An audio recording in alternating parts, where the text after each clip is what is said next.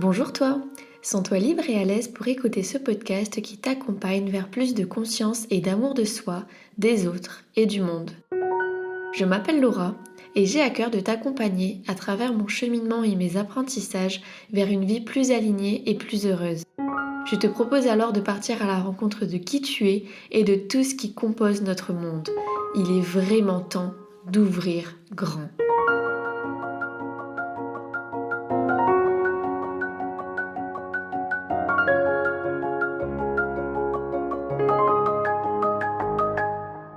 Bonjour à toutes et à tous, je suis très heureuse de vous retrouver aujourd'hui dans ce tout nouveau podcast et on va parler de la blessure du rejet.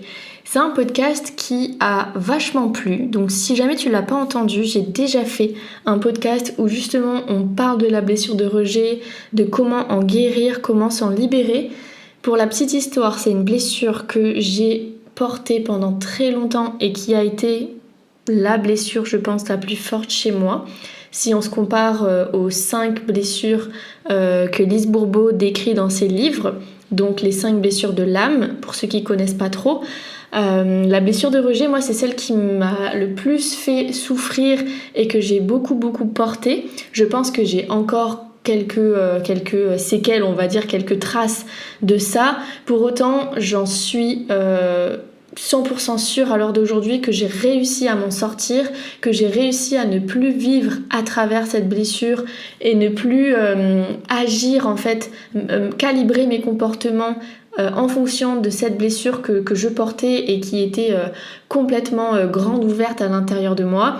Je suis venue comprendre, observer, guérir, donner beaucoup d'amour et ouais, pour m'en libérer en fait du mieux que je pouvais.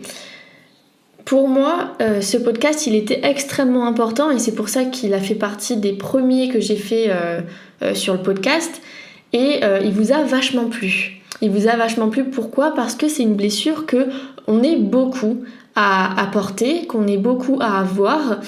Et c'est vrai que d'avoir des blessures émotionnelles qui nous empêchent d'être nous-mêmes, qui nous empêchent d'être épanouis dans nos relations, qui nous empêche probablement d'avoir une relation de couple saine, équilibrée, et même ça peut se répertorier dans nos relations familiales et amicales. Je pense que cette blessure, elle peut jouer aussi à d'autres niveaux. Je sais que moi, c'était vraiment dans toutes mes relations et surtout mon rapport à moi-même. Étonnamment, la personne qui en souffrait le plus, on va dire la relation qui en souffrait le plus, c'était la relation que j'avais à moi-même. Et ça, je m'en suis rendu compte après coup. Et puis finalement, comme je disais, on est beaucoup à avoir cette blessure, on est beaucoup à se reconnaître à travers cette blessure-là parce que telle ou telle chose de notre passé nous ont conduit là et nous ont amené à avoir un petit peu cette peur, même beaucoup. Cette peur d'être rejeté, de ne pas plaire, perte de confiance en soi, perte d'estime de soi, on se sent pas assez, on se sent...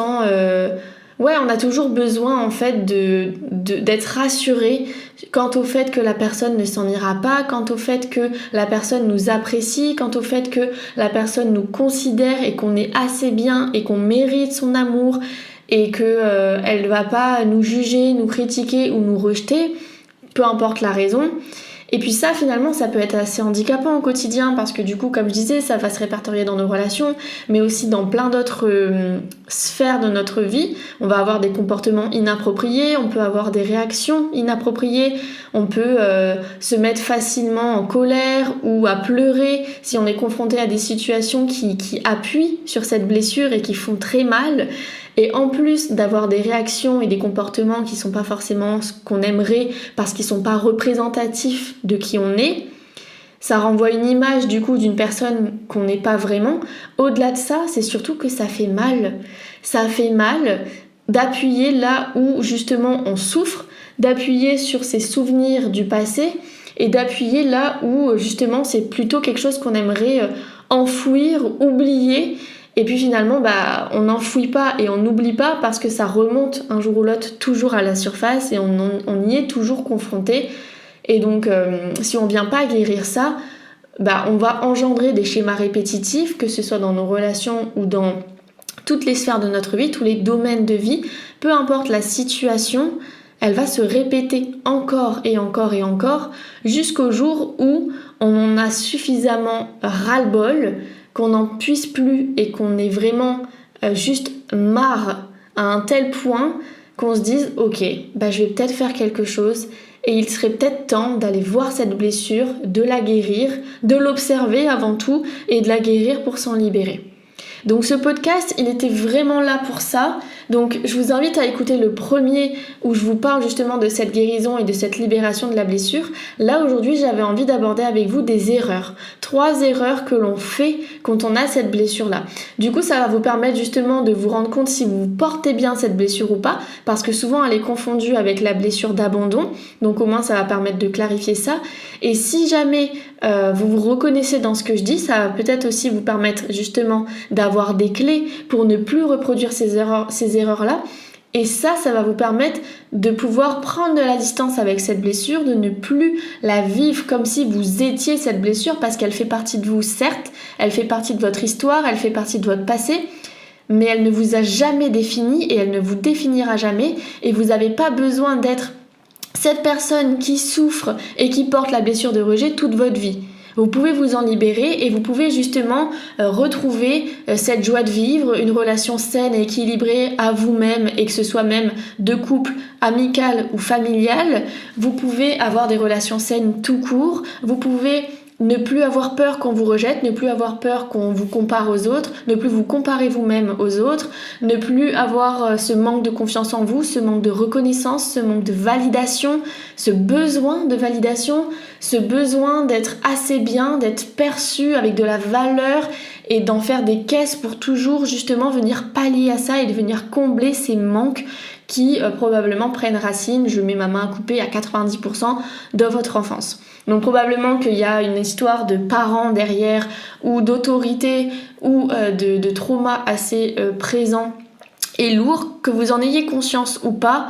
De toute façon, là ce n'est pas la question. Vous pouvez faire des thérapies d'ailleurs. Moi c'est quelque chose que je fais beaucoup et j'accompagne les personnes à se libérer de leurs blessures émotionnelles en thérapie intuitive. Donc si c'est quelque chose qui vous parle et dont vous avez envie, envoyez-moi un message sur Instagram, franchement je vous aiderai avec grand plaisir. C'est vraiment le genre de séance qui me tient vraiment à cœur, parce que moi je vois la différence entre avant et après.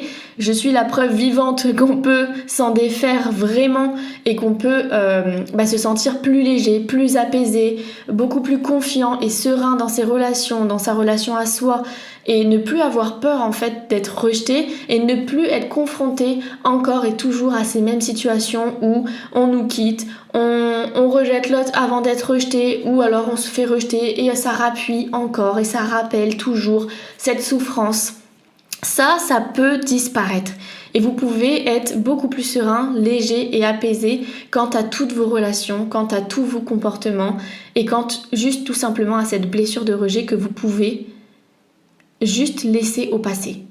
Guérir, s'en libérer, et ça fera plus que partie de votre passé, de ce que vous avez pu être, mais plus de ce que vous êtes et de ce que vous allez pouvoir devenir. Et ça quand même, c'est beau et c'est un super cadeau qu'on peut se faire à soi que de s'en séparer et de retrouver sa joie de vivre, de retrouver sa confiance en soi, son estime de soi, et de ne plus avoir peur et de ne plus en souffrir.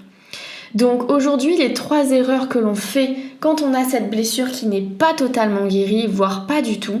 La première, c'est d'avoir peur de la solitude. Parce que du coup, si on a peur d'être rejeté, c'est parce qu'on a peur de se retrouver seul. Être seul, ça peut être quelque chose d'atrocement horrible, comme quelque chose d'incroyablement génial. Vraiment, la solitude, ça dépend vraiment de comment vous vous positionnez, de comment vous voyez les choses. Au début, moi, j'avais peur d'être seule parce qu'en fait, j'avais peur de me retrouver avec moi-même. J'avais peur que je sois confrontée justement à ce qui se passe à l'intérieur de moi, et c'était des choses que je voulais pas écouter, qui me faisaient souffrir justement, et je voulais pas être confrontée à ma souffrance.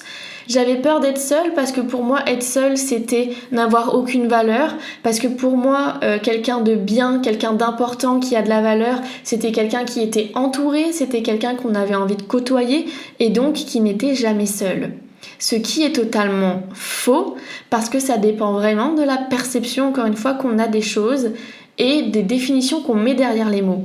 Mais quelqu'un de seul ne veut pas dire quelqu'un qui se sent seul déjà, et ça veut pas dire que c'est quelqu'un qui n'a pas de valeur, ça veut pas dire que c'est quelqu'un qu'on n'a pas envie de côtoyer, parce que peut-être que cette personne se fait juste un cadeau à elle-même, parce qu'elle adore sa compagnie, parce qu'elle a envie de prendre du temps pour elle et qu'elle n'a pas envie d'être parasitée par les autres, qu'elle n'a pas envie d'accorder de l'importance, de l'énergie et de son temps aux autres, parce qu'elle est tellement importante pour elle qu'elle a envie de justement apporter son temps, son énergie et ce qu'elle a de plus précieux, et en l'occurrence son temps et son amour, juste à soi. Et c'est un super cadeau que de s'offrir de ce qu'on a de plus précieux à soi. On se l'offre à soi. Et donc finalement, la solitude, ça peut être aussi un cadeau. Ça peut être un moment où justement on n'est pas dérangé, on est juste avec nous-mêmes, on est tranquille. Et un moment de solitude, ça peut être un moment de tranquillité, d'équilibre, un moment où on se ressource, où on se recharge. Et ça peut faire extrêmement de bien.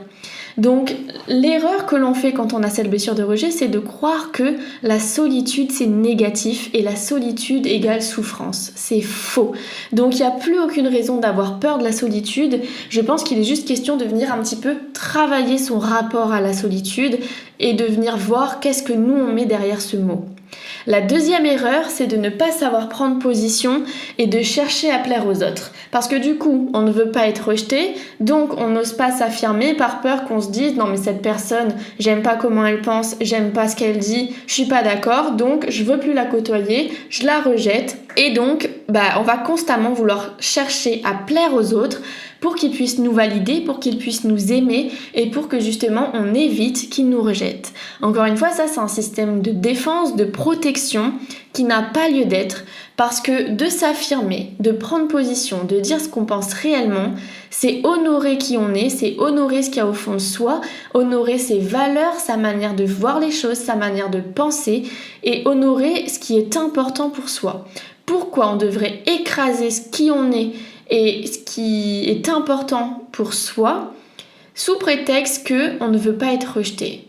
Personnellement, posez-vous la question, mais personnellement, moi je préfère être rejetée par quelqu'un qui est à l'opposé de ce à quoi j'aspire, qui ne partage pas mes valeurs, qui a une façon de voir les choses qui est complètement différente de la mienne, à contrario pour être aimée justement de personnes qui apprécient qui je suis, qui partagent ma manière de voir les choses et qui ont les mêmes valeurs et la même manière de voir les choses que moi. Parce que du coup, ça permet de connecter avec des personnes qui me ressemblent, qui vont pouvoir me comprendre, qui vont pouvoir m'aimer pour ce que je suis. Et sauf que si quelqu'un doit m'aimer pour ce que je suis, cette personne doit voir qui je suis. Et donc, quand je cherchais avant à plaire aux autres, je me calquais à ce que ces personnes attendaient de moi. Je me calquais à ce qu'elles pensaient. J'étais comme un caméléon. J'avais ce syndrome caméléon de prendre leur couleur, de prendre leur avis, leur opinion des choses. Et donc finalement, déjà, j'honorais pas qui j'étais, mais surtout, je ne montrais pas qui j'étais, donc je ne pouvais pas être aimée pour qui je suis. Ça, j'en ai parlé dans un podcast, je sais plus lequel, mais il me semble que c'est quelque chose qui était en lien justement avec la comparaison ou avec le fait justement de ne plus chercher à plaire aux autres. Et je crois que c'est dans un podcast peut-être de confiance en soi. Il faudrait que je retrouve ça. Si jamais je retrouve, je vous le mettrai dans la barre d'infos sur YouTube. Dans tous les cas, ne pas savoir prendre position et chercher à plaire aux autres, c'est vraiment une erreur que l'on fait quand on a cette blessure de rejet. Sachez que si quelqu'un vous rejette, c'est que cette personne a un problème avec elle-même. Ça ne veut rien dire à propos de vous, jamais. Et c'est vraiment une extrêmement belle preuve, ça se dit pas, mais une preuve vraiment très très forte et très très belle d'amour envers soi, que d'honorer qui on est, que de prendre position, de s'affirmer et de révéler ce qu'il y a vraiment au fond de soi. Et ça passe par ne plus chercher à plaire aux autres, mais de chercher à se plaire à soi. Et ça devrait être ça notre priorité, avant toute chose. Donc voilà, ça c'est vraiment une erreur que moi j'ai faite et que je suis sûre, si vous avez cette blessure, probablement vous faites aussi. Et la dernière erreur que on fait quand on a cette blessure de rejet, c'est de tolérer des situations qu'on ne devrait pas tolérer, d'accepter des situations et des choses qu'on ne devrait pas accepter. C'est-à-dire que Ça rejoint le point d'avant. Quand on cherche à plaire aux autres, on se calque sur qui ils sont les autres, notre entourage, et donc on va tolérer des choses, on va accepter des choses, justement par peur qu'on nous rejette, par peur qu'on ne nous aime plus, par peur qu'on nous apprécie plus et qu'on nous mette de côté. C'est une énorme erreur parce que ça rejoint le point d'avant, vraiment. Tolérez pas ce qui n'est pas tolérable. N'acceptez pas ce qui n'est pas acceptable. S'il y a des choses qui sont faites qui ne sont pas en accord avec vos valeurs, que vous trouvez abusif, que vous trouvez pas gentil, pas bienveillant, en manque d'amour, en manque d'éthique, en manque de connexion, en manque de peu importe, si ça résonne pas chez vous, ne tolérez pas, n'acceptez pas, même si vous allez être mis à l'écart, même si les autres vont dire je comprends pas pourquoi là tu dis ça, pourquoi t'es vraiment lourd, t'es vraiment chiant, t'as changé, peu importe ce que les autres peuvent dire. Si vous trouvez ça pas bien, ne tolérez pas et n'acceptez encore moins.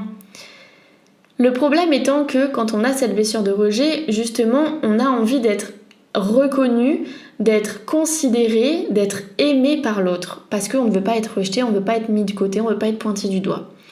Donc il faut venir aussi renouer avec son amour-propre, avec son estime de soi. J'ai fait un podcast sur l'estime de soi, sur la confiance en soi. Donc n'hésitez pas à aller l'écouter si jamais c'est quelque chose qui est assez fragile chez vous.